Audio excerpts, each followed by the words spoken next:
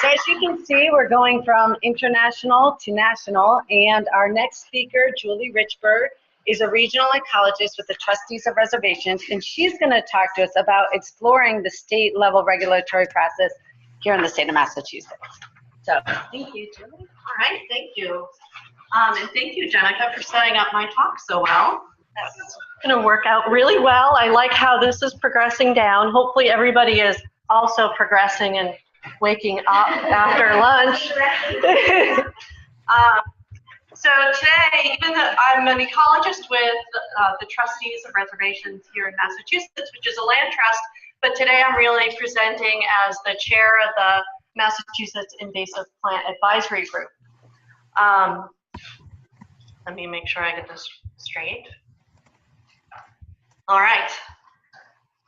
So the Massachusetts Invasive Plant Advisory Group, MIPAG as we like to call ourselves, we were formed around 1999, and it was really a bunch of people coming together with an interest in invasives and problems of invasives within Massachusetts, and looking at trying to pull together both industry and the environmental side of things, conservation side of things, and state agencies to come together to provide recommendations to the Commonwealth regarding which plants are invasive within the state and what steps should be taken to manage these species. So this is the representatives that are currently on MIPAG, and there are a whole slew of us here today, so any of my colleagues want to jump in at the questions, do that. But we have representatives from the federal government, from the state agencies, multiple different state agencies, from industry, the nursery industry, landscaping industry, and conservation groups like the one that I work for, as well as the academic community. And so when we formed in 1999, one of the first things that we did was come up with what is our definition of an invasive plant. So we're looking at non-native species that occur in native or minimally managed plant systems. Minimally managed is kind of a recognition that nowhere in Massachusetts is something really native. Humans have had such a huge impact. Looking at that economic and environmental harm. Self-sustaining populations, so they're not like row crops that we plant and tend to, and that they're disruptive to our native habitats. And importantly, when we talk about species, we're talking about all aspects of that species. So subspecies, varieties, forms, cultivars are all lumped into that species, which is really important when you're looking at the nursery and landscape folks. All right, let's see, moving on. So we developed from about 1999 to 2000, 2001, we came up with a set of criteria. I'm not gonna go in depth into those criteria today, but we have a nice publication on our website that goes through it. Those criteria look at different aspects of how, the invasion, what impact the invasion has, the biology of the individual species, how they reproduce, how they spread. And once you go through the criteria, you can come up with invasive, likely invasive, or potentially invasive. Invasive is basically what you would think of having an impact, widespread. Likely invasive is where it might not quite make all the criteria to be invasive. It may not be quite widespread, may not be all across Massachusetts, but maybe really widespread in a certain part of the state. And potentially invasive is kind of they're not here yet, but we know they're bad players. So we did a first initial 2 rounds of evaluating species through the criteria. We ended up with about 67 species through those 2 running through the criteria, and we came up with a nice publication that lists all the species and talks about how to control them, how to identify them, And we really use this as a way to push education out across the state to talk to people about what these invasive species are,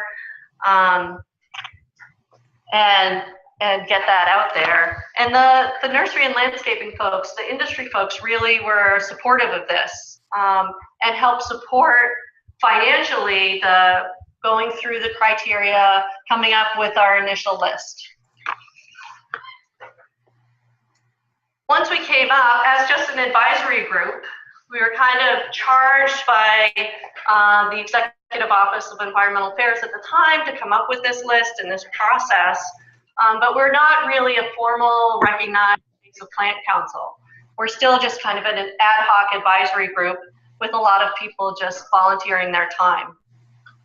When we came up with our initial list of plants and put that out there as our list, at that point in time, the Mass Department of Agricultural Resources kind of took that list under their wing and went through their formal process to add our species to the statewide prohibited plant list, which at that time included mostly federal noxious weeds and others.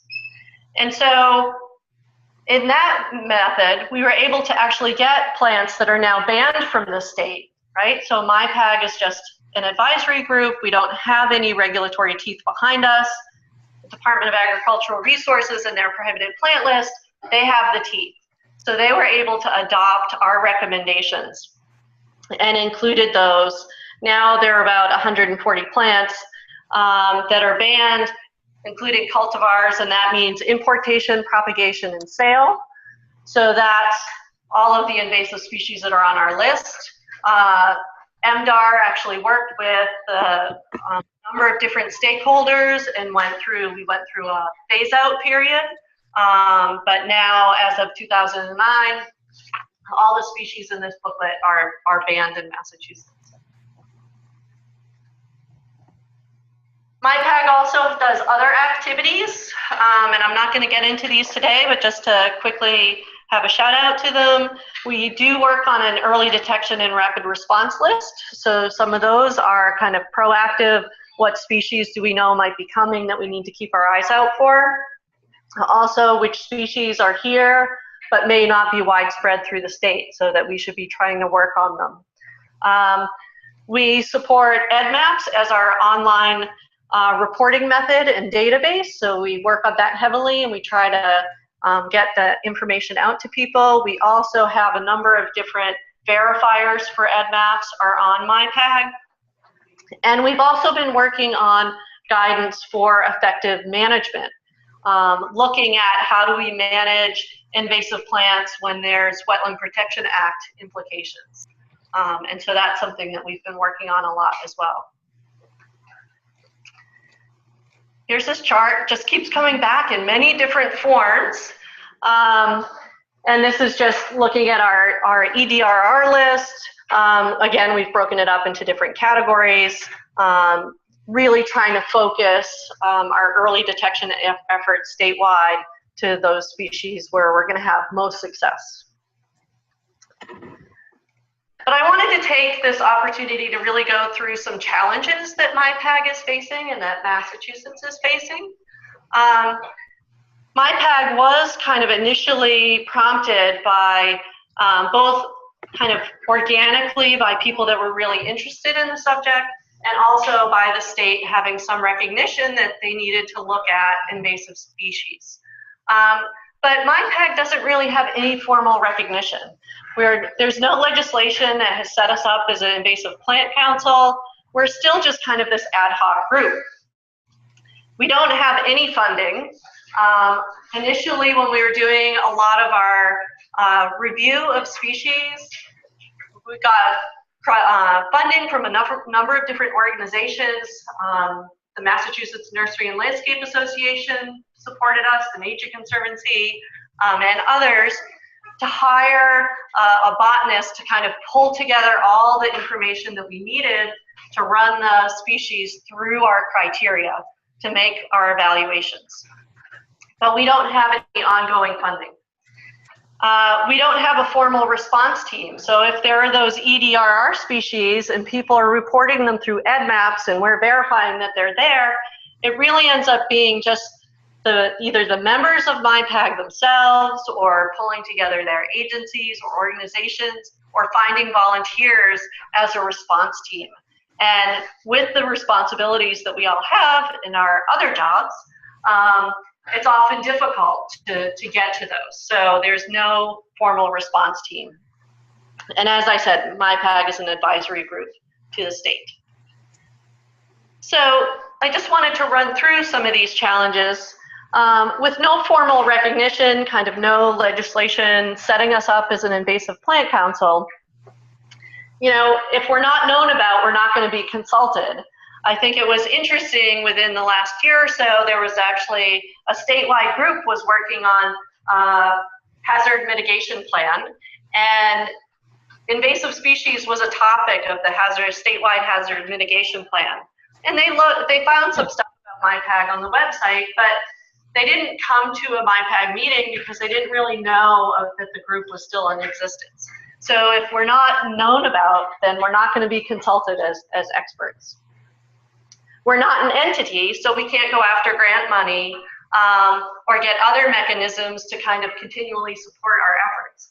And so after our initial 2 sets of evaluating species and coming up with about 67 species, we've been really slow to review new species. We have done about 2 or 3 since 2005, but that's pretty slow. MIPAG's list is a recommendation to the MDAR, the Department of Agricultural Resources, and then they have a process that they go through to actually get the species put on the list. So it's kind of in Jenica, I think we're kind of a 2 or a 3. And then, as I said, Massachusetts does not have an invasive species council or similar group. No ongoing funding. I've kind of talked about this a little bit already. If we don't have funding, it really slows down the rate that we can review species. We're looking for volunteers. I've worked with a bunch of different students to collect a lot of the background information that we need. Really delving into the biology of the species, what's known about them, what impacts are known about the species. And then there's no ongoing support, financial support for control. So people are often coming to us and saying, help me with this population. It's an EDRR population, and we don't have the resources to deal with that. No formal response team. We can't go out once populations are identified and really tackle them. And trying to give guidance statewide. We get a good trickle of information or questions coming in from the public asking us to come out and look at their properties. Can you assess this for us? We can give them direction of people they might be able to hire, but MIPAG can't do that. We just don't have the resources. And so in some cases, there may be important populations of species that are not controlled because there's nobody to get out there and do it. MIPAG does work with some of the SISMAs in the state. There are 2, and both of those SISMAs have representation on MIPAG, so where there are SISMAs, they're able to address some of those issues. And we're an advisory group, as I've mentioned. So MDAR maintains the legally prohibited plant list. We can make recommendations. Evaluation of new species is slow, and we don't have a paid coordinator to help us. So the demands of the jobs of that suite of logos that I showed you early on, kind of as those ebb and flow, people get really busy and can't dedicate as much time to MIPAG as we all like. So I just wanted to end with all of these challenges, MIPAG is still here, right? So we were founded in 1999. We're still here. We still have a dedicated suite of people that even with their other job demands come to our quarterly meetings, serve on subcommittees. We're getting new people in to help. There's some new people here in the audience tonight or this afternoon. And so we're still trying to make headway. But there are some opportunities that we could really work within the state, the policy, legislative areas to try to get a formal invasive plant council, get some more funding, and help MIPAG and invasive plants in Massachusetts go forward. We have a number of, been talking too long. We have some publications that you can find online if you're interested. Our criteria are there with details. We do have our early detection line, species list there, and others. So find us online. And with that, I'm done.